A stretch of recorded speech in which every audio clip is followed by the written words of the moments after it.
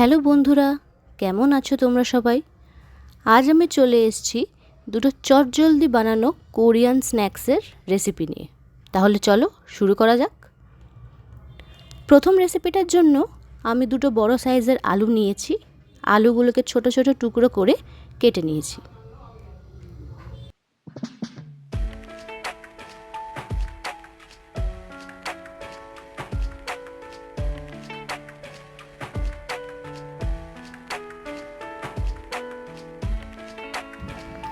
এবার একটা পাত্রে 2 কাপ মতন জল নিয়ে ওই আলুগুলোকে দিয়ে আমি 10 থেকে 12 মিনিট ভালো করে সেদ্ধ করে নিয়েছি। সেদ্ধ হয়ে গেলে আলুগুলোকে একটা পাত্রে তুলে ভালো করে স্ম্যাশ করে নিতে হবে। মনে রাখবেন যাতে ওর মধ্যে কোনো দানা ভাব না থাকে। ভালো করে ওই আলুগুলোকে স্ম্যাশ করার পর ওটা আমি আর একটা অন্য পাত্রে তুলে নিয়েছিলাম। এবার ওর সাথে আমি হাফ কাপ কর্নস্টার্চ, 1 চিমটে নুন দিয়ে ভালো করে ওটাকে মিশিয়ে ছোট ছোট বলের আকারে গড়ে নিয়েছিলাম। বলগুলোর ওপর অল্প করে কর্নস্টার্চ ছড়িয়ে দিয়েছিলাম যাতে ওগুলো একে অন্যের সাথে লেগে না যায়। এবার কড়াইতে 3 কাপ মতন জল নিয়ে হালকা জলটা ফুটে উঠলে ওর মধ্যে 2 চামচ সাদা তেল ও 1 চামচ নুন দিয়ে জলটাকে ভালোভাবে ফুটিয়ে ওর মধ্যে বলগুলোকে দিয়ে দিয়েছিলাম সাঁতার কাটার জন্য 2 থেকে 3 মিনিট।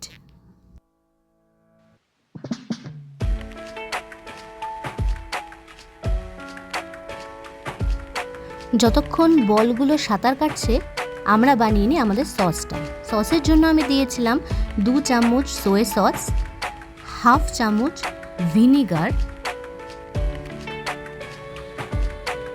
1 চামচ শুকনো লঙ্কা গুঁড়ো, কিছুটা স্প্রিং অনিয়ন ও কিছুটা সাদা তিল। বলগুলো জলের উপরে ভেসে উঠলে ওগুলোকে একটা একটা করে তুলে আমি বরফ জলে ফেলে রেখেছিলাম 2 মিনিটের জন্য। বরফ জল থেকে তুলে ওগুলোকে একটা পাত্রে রেখে তার মধ্যে মিশিয়ে দিয়েছিলাম সসের মিশ্রণটা। এর উপর দিয়েছিলাম 2 চামচ গরম তেল। ব্যাস, এগুলোকে একসঙ্গে মিশিয়ে নিলেই রেডি আপনার আজকের প্রথম জলখাবারের রেসিপি সেসমি পটেটো বলস।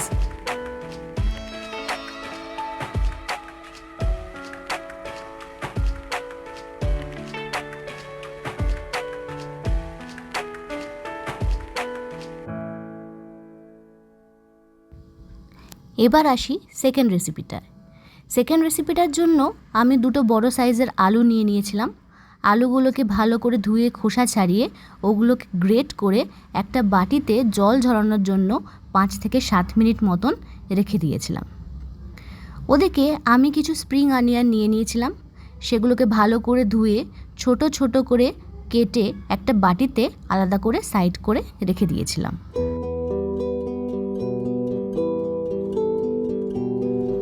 আলুগুলোর থেকে ভালো করে জল ঝরে গেলে ওর মধ্যে আমি দিয়ে দিয়েছিলাম 2 টেবিল চামচ কর্নস্টার্চ,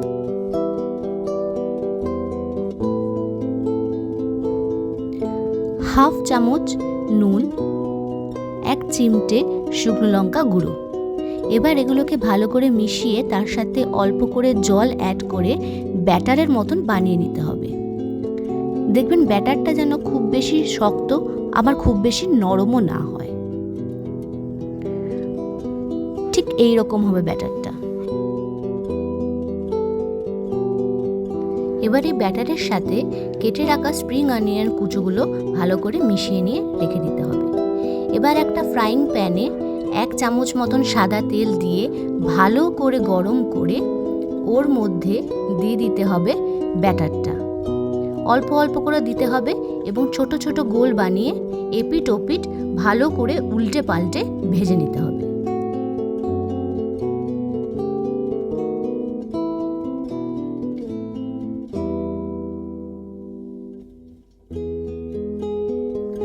ভালোভাবে 2 পিঠ ভাজা হয়ে গেলে নামিয়ে নিয়ে ওর ওপর দিয়ে অল্প করে সেসমি সিডস ছড়িয়ে দিন।